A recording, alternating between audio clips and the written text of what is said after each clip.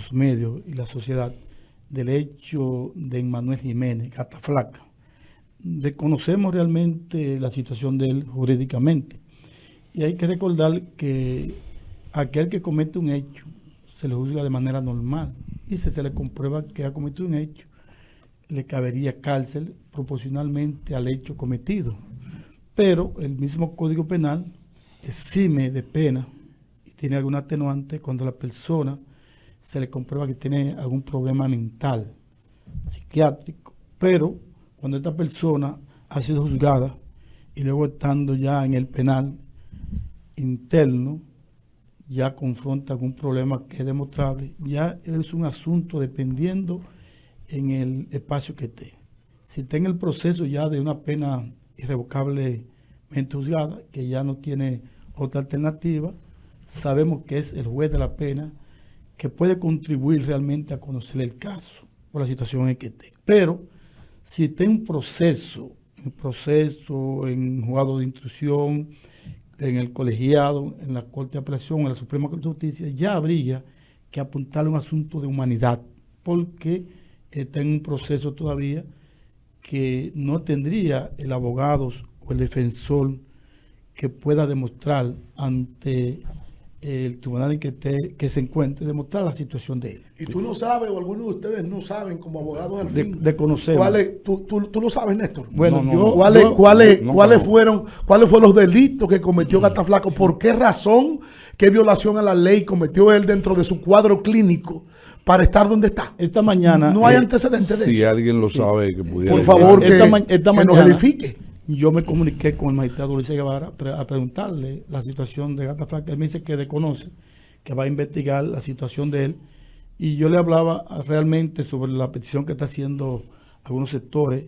Y el que ve la foto, tres fotos, una cuando él estaba ya normal y dos que parece ya un envejeciente. Destruido se ve, y nosotros que estamos en los tribunales, que hemos visitado la cárcel, vemos como tipos que entran en estado inhumano y ahí aparecen extranjeros. Y lo contrario de Gata Flaca. Gata Flaca no parece un preso, parece ya un enajenado mental.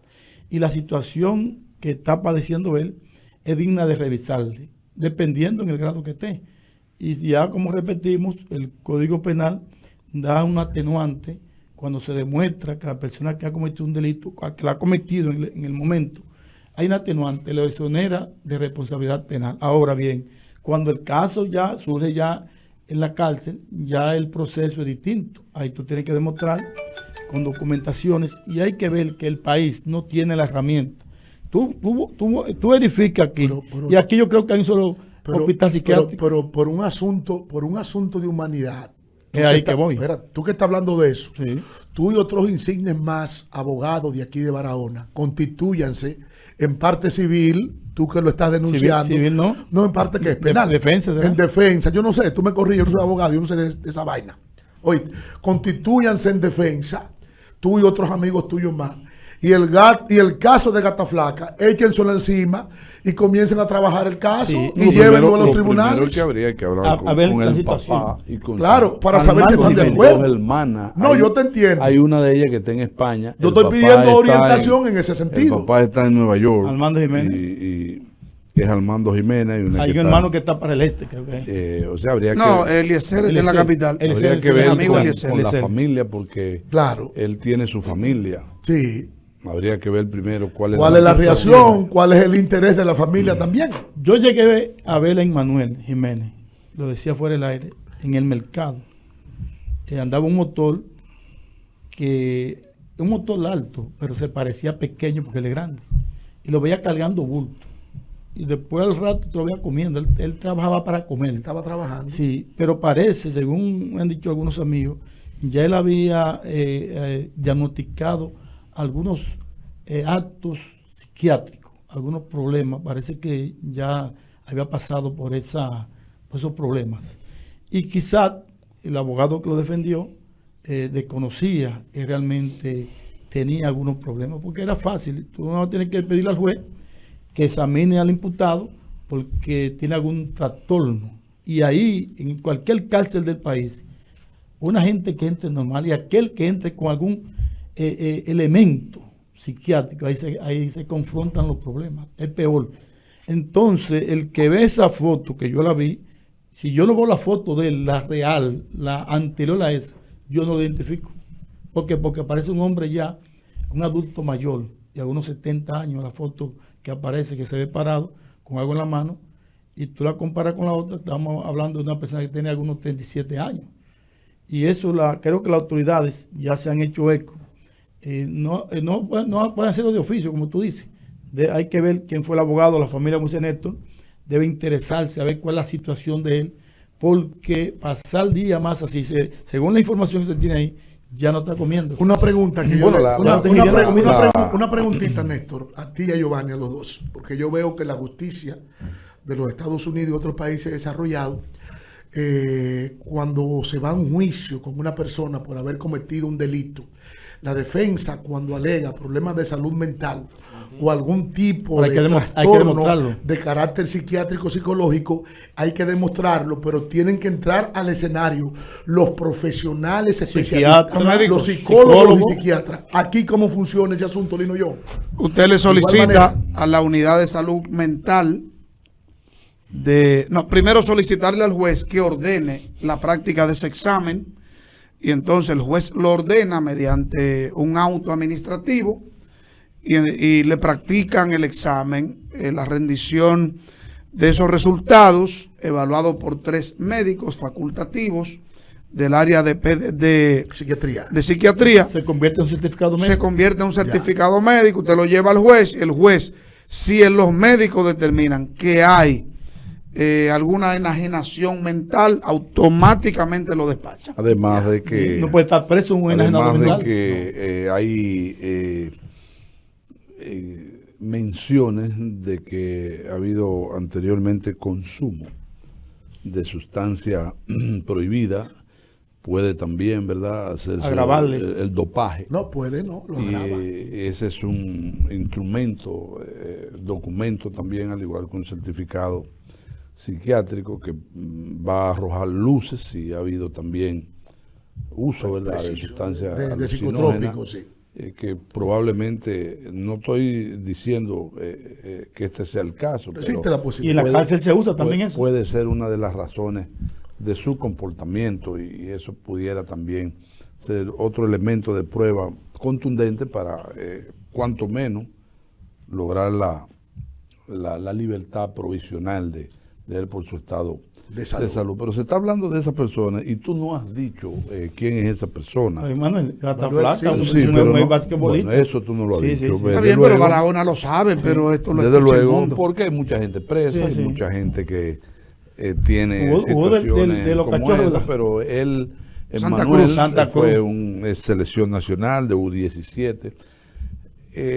Transitó en las manos mías, porque en la presidencia que yo tuve durante 3 periodos, más de 3 periodos, yo duré como 10 años en la Asociación de Baloncesto. Él se desarrolló en esa gestión y fue un jugador extraordinario local. Fue también a reforzar algunas provincias del país. Con buen tamaño. Con un buen tamaño, tenía un cerca de 6'3" o 6'4" de estatura. Y se movía muy bien con la bola. Un estilista con una yompa limpia completamente. El Cacique también jugó del conjunto del Cachorro de la Unión. No, de Cachorro no. Yo lo llevé a Santa Cruz. Un par de torneos al conjunto de la Unión. O sea, fue un jugador local que brilló. Yo creo que hasta de Juan Pablo estaba bien posicionado, y esa es la razón, ¿verdad?, de estos comentarios, que no se trata de un ciudadano, diríamos, en el ambiente común, sino que tuvo sus proezas, tuvo sus luces, y por ello la preocupación de este programa para tratar de que esto tenga de alguna manera alguna solución, porque es muy penoso ver a jóvenes así que caen, y también una alerta, ¿verdad?, a esa juventud que entiende que esos son los espejos que pudiera, dependiendo de tu comportamiento en la sociedad, usted también caerse. Parece una especie de un hijo de Saddam Hussein en su última etapa. Parece unas esa ganas, la característica. Increíble, musulmán, increíble. Terrible, ¿verdad? Uno ver eso deprime mucho a uno. Él siempre estaba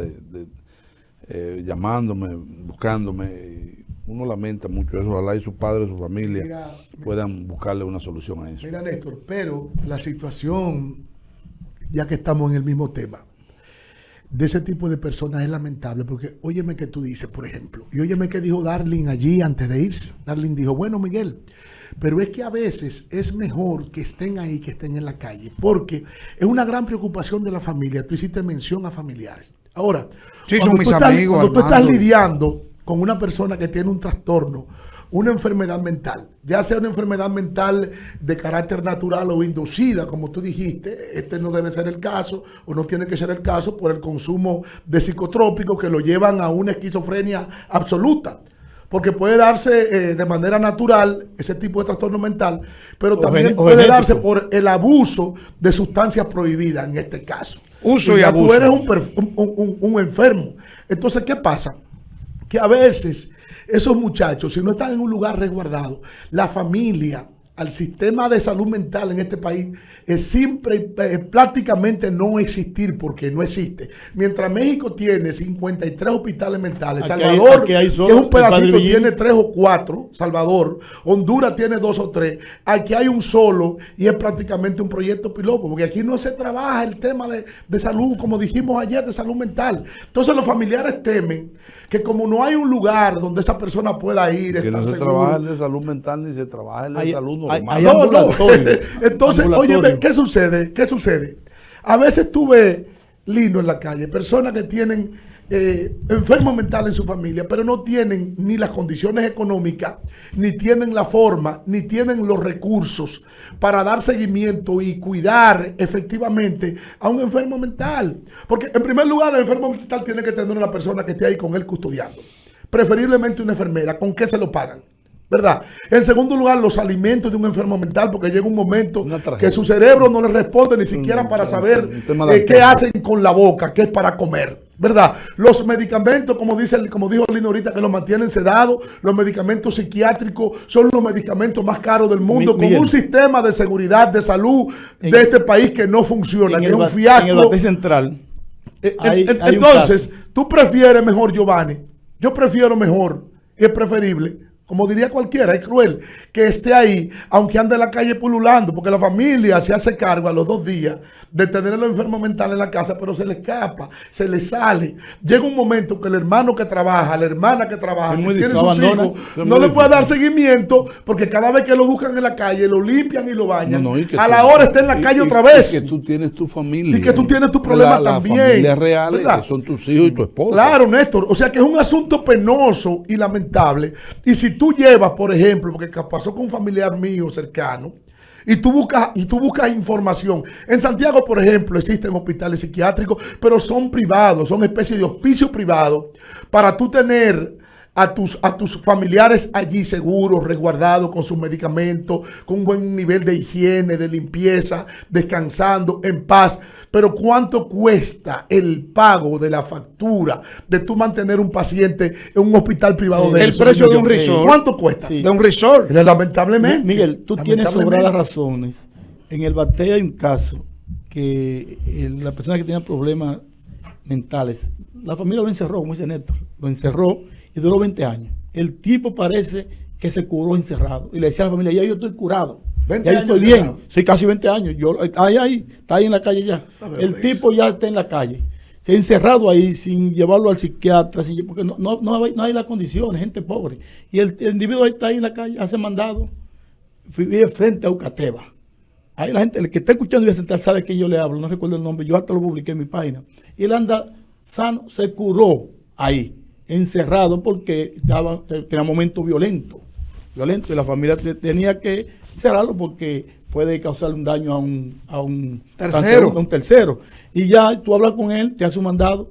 Es lo que tú has dicho, no tenemos la herramienta, las condiciones para el cuidado de ese tipo de personas. Que posiblemente, si no hubiese sido solo encerrado, sino más bien en un lugar donde le suministren su Creo medicamento que más de y 20 todo, años. Ya, que estuviera ya nítido. es otra cosa, que estuviese estuviera- más, por lo menos en condiciones regulares, Lin. Sí. Que se le suministren las cosas mínimas. Porque si, por ejemplo, la cárcel tuviese un espacio adecuado y lo retuviesen a él allí con ciertas condiciones mínimas, yo no te digo. Para rehabilitarlo. Claro, pero lo que se ve y lo que estamos viendo nosotros, la fotografía, es todo lo contrario. Y realmente el legislador lo que ha visto en eso, en el juez de la pena, es la rehabilitación del interno, no importa la situación que esté. Eso es así.